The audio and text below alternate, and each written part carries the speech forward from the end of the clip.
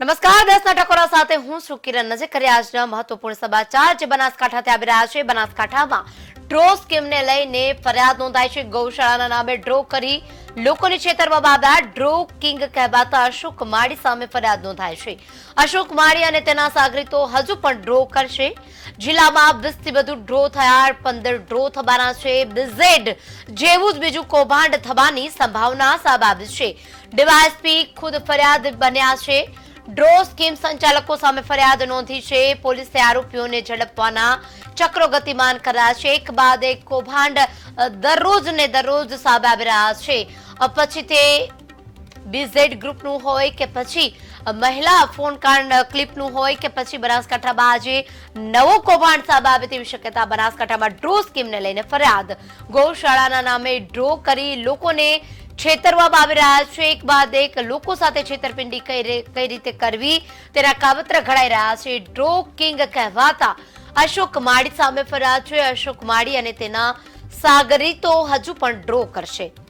જિલ્લામાં 20 થી વધુ ડ્રો થયા, 15 ડ્રો થવાના છે. BZ જેવું જ બીજું કૌભાંડ થવાની સંભાવના. તો ડીવાયએસપી ખુદે આ ફરિયાદી બન્યા છે અને ડ્રો સ્કીમ સંચાલકો સામે ફરિયાદ નોંધી છે. પોલીસે આરોપીઓને ઝડપવા માટે ચક્રો ગતિમાન કર્યા છે. હવા લાખ હતી પણ લાઈવમાં જે દેખાય કોઈ ટોકી ને કોઈ પીપડા ડ્રમ કોઈ હવા લાખમાં ન ભરાય.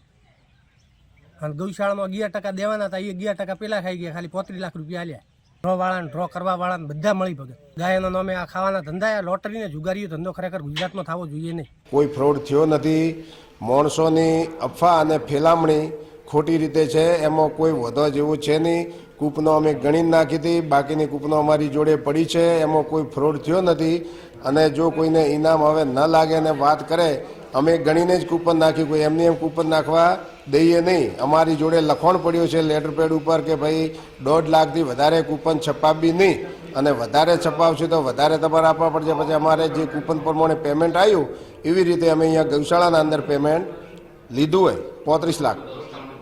અમને રોકડો 35 લાખ અમે હિસાબ કરી, ગામની સંપત્તિથી બધી હિસાબ કરી કે ભાઈ એટલો ખર્ચો થયો, બેના ટોકન છપાવવાના કરવાના ખર્ચા બરચા કાઢ દો. અમારી જોડે એટલી ચોખ્ખી રકમ આવક થઈ. તે થરાદ વિભાગમાં અને થરાદમાં ખાસ કરીને વાવ, થરાદ, વેગા, માવસરી, લાખણી આ બધા વિસ્તારમાં હમણાં લકી ડ્રોનો રાફડો ફાટી નીકળ્યો છે. અને આ લકી ડ્રો ગેરકાયદેસર હોય છે. અને આ બાબતે અમારા જિલ્લા પોલીસ વડા અક્ષયરાજ સાહેબે પણ સૂચનાઓ કરેલી છે. તેઓના માર્ગદર્શન પ્રમાણે અમે કાર્યવાહી કરી રહ્યા છીએ. અને આ લકી ડ્રો જે ચલાવે છે એ લકી ડ્રોના જે લોકો છે તેના વિરુદ્ધ ગઈકાલે અમે જાતેથી ફરિયાદી બની અને એના વિરુદ્ધ ગુનો રજીસ્ટર પણ